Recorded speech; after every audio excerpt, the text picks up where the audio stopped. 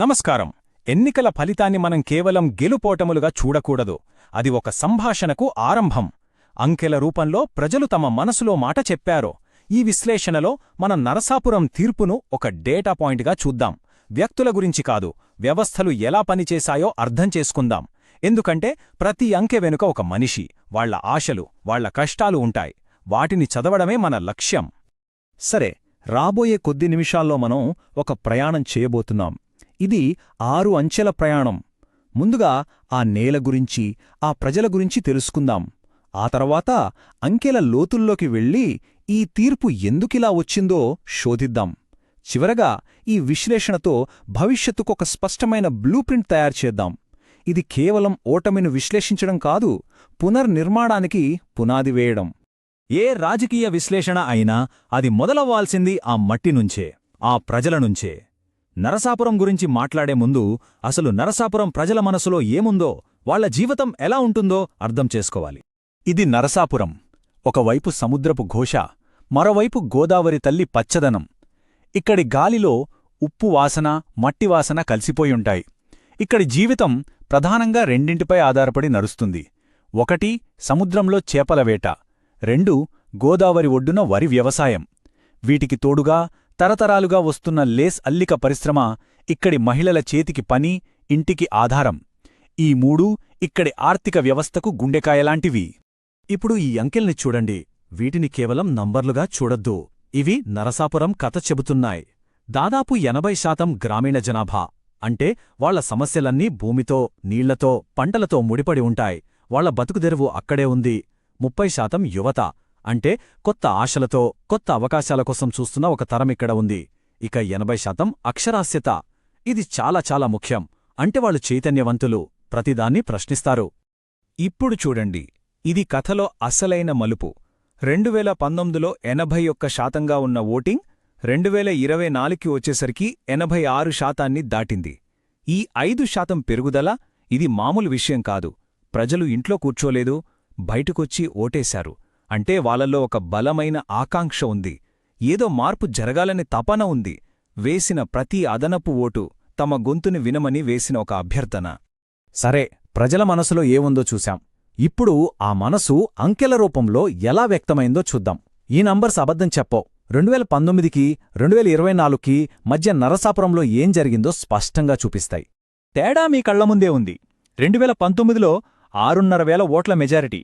5 ఏళ్లు తిరిగేసరికి దాదాపు 50,000 ఓట్ల తేడాతో ఓటమి. ఇది కేవలం ఓటమి కాదు, ఇదొక తిరస్కారం. గెలుపుకీ ఓటమికీ మధ్య తేడా చూస్తే దాదాపు 56,000 ఓట్లు. అంటే దీనర్థమేంటే, 2019లో ఎవరైతే ఓటేశారో వాళ్లలో చాలామంది ఈసారి పూర్తిగా మనసు మార్చుకున్నారు. ఈ స్లైడ్ ఆ మార్పు ఎంత పెద్దదో ఇంకా స్పష్టంగా చూపిస్తోంది. జనసేన పార్టీ ఓట్ల వాటా ఏకంగా 29% పెరిగింది. అదే సమయంలో వైఎస్సార్సీపీ ఓట్ల వాటా 10% పడిపోయింది. దీన్ని ఒక రాజకీయ భూకంపం అనొచ్చు. అంటే పైపైన జరిగిన మార్పు కాదిది, పునాదులే కదిలిపోయాయి. 2019లో పార్టీకి అండగా ఉన్న ఓటు బ్యాంక్ మొత్తం చెదిరిపోయింది. సరే, ఏం జరిగిందో అంకెలు చెప్పేశాయి. కాని అసలు ప్రశ్న, ఎందుకు జరిగింది? ఇప్పుడు మనం ఒక ఫోరెన్సిక్ ఇన్వెస్టిగేషన్ మొదలుపెడదాం. ఈ తీర్పు వెనుక ఉన్న కారణాలను ఒక్కొక్కటిగా బయటకు తీద్దాం. మా విశ్లేషణలో 4 కీలక అంశాలు బయటపడ్డాయి. మొదటిది మత్స్యకారులు. వాళ్ల సమస్యలను ప్రతిపక్షం చాలా బలంగా ప్రజల్లోకి తీసుకెళ్ళింది. రెండోది రాష్ట్రవ్యాప్తంగా ఉన్న ప్రభుత్వ వ్యతిరేకత. మూడోది కూటమి బలం. ఓట్లు చీలలేదు, అన్నీ ఒకే చోట పడ్డాయి. ఇక 4వది అన్నిటికన్నా ముఖ్యమైనది, చిన్న చిన్న స్థానిక సమస్యలు. వాటిని పట్టించుకోకపోవడం వల్ల ప్రజల్లో నమ్మకం పోయింది. నమ్మకం అనేది ఒక గాజుపాత్రలాంటిది. దాన్ని నిర్మించడానికి ఏళ్లు పడుతుంది, పగలగొట్టడానికి ఒక్క క్షణం చాలు. ఇక్కడ జరిగింది అదే. మత్స్యకారులను ఇబ్బంది పెట్టిన జీవో 217, కొన్నిచోట్ల మంచినీటి సమస్య, పెన్షన్లు ఆలస్యమవడం, ఇవన్నీ విడివిడిగా చూస్తే చిన్న సమస్యలే. కాని అన్నీ కలిపి ప్రభుత్వం మమ్మల్ని పట్టించుకోవట్లేదు అనే భావనను బలంగా నాటాయి. ఈ చిన్న పగుళ్లే పెద్ద అగాధంగా మారాయి. సమస్య కేవలం బయట మాత్రమే కాదు, పార్టీ లోపల కూడా ఉంది. క్షేత్రస్థాయిలో పార్టీకి కళ్ళు, చెవులు లాంటి కేడర్ వాళ్లు నీరసించిపోయారు. వాళ్లకి సరైన సపోర్ట్ లేదు, దిశానిర్దేశం లేదు. ముఖ్యంగా యువత, మహిళలతో కనెక్షన్ తెగిపోయింది. అందుకే కేడర్ సామర్థ్యానికి 5కు కేవలం 2 స్కోరొచ్చింది. అంటే సిస్టమ్ లోపల నుంచి బలహీనపడింది. ఈ సందర్భంలో మనం ఒక ప్రాథమిక విషయాన్ని గుర్తు చేసుకోవాలి. మన రాజ్యాంగం ప్రకారం ప్రతి పౌరుడికి తమ గొంతును వినిపించే హక్కు ఉంది. ఆ గొంతును బ్యాలెట్ రూపంలో ఎలాంటి భయం లేకుండా గౌరవంగా వినిపించగలగడమే ప్రజాస్వామ్యానికి పునాది. నరసాపురంలో పెరిగిన ఓటింగ్ ఆ పునాది ఎంత బలంగా ఉందో చెబుతోంది. ఆ గొంతును వినాల్సిన బాధ్యత నాయకులపై ఉంది. సరే, ఇప్పుడిదాకా ఏం జరిగిందో, ఎందుకు జరిగిందో విశ్లేషించాం. ఇక ఇప్పుడు ఏం చేయాలి? గతాన్ని చూసి నేర్చుకోవడం ఒక ఎత్తైతే, భవిష్యత్తుకు ఒక రోడ్ మ్యాప్ గీసుకోవడం మరో ఎత్తు. ఆ కోల్పోయిన నమ్మకాన్ని మళ్ళీ ఎలా సంపాదించాలి? 2029కి ప్రయాణం ఎలా మొదలుపెట్టాలి? ఇప్పుడు చూద్దాం.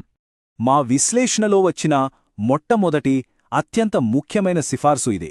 50,000 ఓట్ల తేడాతో ఓటమి అంటే ప్రజలు మార్పును చాలా బలంగా కోరుకుంటున్నారని అర్థం. వాళ్లు పాత కథనాన్ని, పాత ముఖాన్ని తిరస్కరించారు. కాబట్టి ఒక కొత్త అధ్యాయం మొదలుపెట్టాలంటే, ప్రజలతో ఒక కొత్త సంభాషణ ప్రారంభించాలంటే 2029కి కొత్త అభ్యర్థిని తీసుకురావడం తప్పనిసరి. నమ్మకాన్ని గెలవడం అనేది 5 ఏళ్ల ప్రాజెక్ట్. అది ఎన్నికలకు 6 నెలల ముందు చేసే పని కాదు. దీనికొక్క పద్ధతి ఉంది. ముందుగా నియోజకవర్గంలో ఒక ఆఫీస్ పెట్టాలి. అది పార్టీ ఆఫీస్లా కాదు, ప్రజలు తమ సమస్యలు చెప్పుకునే ఒక భరోసా కేంద్రంలా ఉండాలి. రెగ్యులర్గా సమస్యల పరిష్కార క్యాంపులు పెట్టాలి. మేం మీతోనే ఉన్నామని చేతల్లో చూపించాలి, మాటల్లో కాదు. హామీలు కాదు, ప్రజలకు కావాల్సింది ఫలితాలు, కళ్లకు కనిపించే అభివృద్ధి. ఈ 3 ప్రాజెక్టులు నరసాపురం తలరాతను మార్చగలవు. ఫిషింగ్ హార్బర్, ఫిషరీస్ యూనివర్సిటీ ఇవి మత్స్యకార యువతకు ఉపాధి భవిష్యత్తిస్తాయి. ఇక తాగునీటి పథకాలు ప్రతి ఇంటికి, ప్రతి రైతుకు సంబంధించినవి. ఈ పనులు పూర్తయితే అదే అతిపెద్ద ప్రచారమవుతుంది. క్షేత్రస్థాయిలో పనులు చేయడంతో పాటు నాయకత్వం యొక్క ఆలోచనా విధానంలో కూడా మార్పు రావాలి. స్ట్రాటజీ మారాలి. ప్రజలతో ఎలా మాట్లాడాలి, మన పాలసీలను ఎలా వాళ్ళకి చేరవేయాలి, దీనికోసం ఒక కొత్త ఫ్రేమ్వర్క్ కావాలి. దీన్నే మేము చతుర్ముఖ సిద్ధాంతం అంటున్నాం.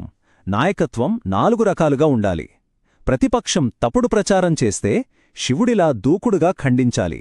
డిఫెన్స్లో పడకూడదు. సంక్షేమ పథకాల విషయంలో విష్ణువులా ఒక సంరక్షకుడుగా ఉండాలి. ప్రజలకు భరోసా ఇవ్వాలి. ప్రచారంలో ప్రజలతో కనెక్ట్ అవ్వడంలో బ్రహ్మలా కొత్త పద్ధతులు కనిపెట్టాలి. ఇక ప్రజల జీవనాధారాల విషయానికొస్తే దుర్గలా వాళ్లకి రక్షణగా నిలబడాలి. ఈ 4 కలిస్తేనే నాయకత్వం పరిపూర్ణమవుతుంది. ఇక మనం చివరి దశకు వచ్చాం.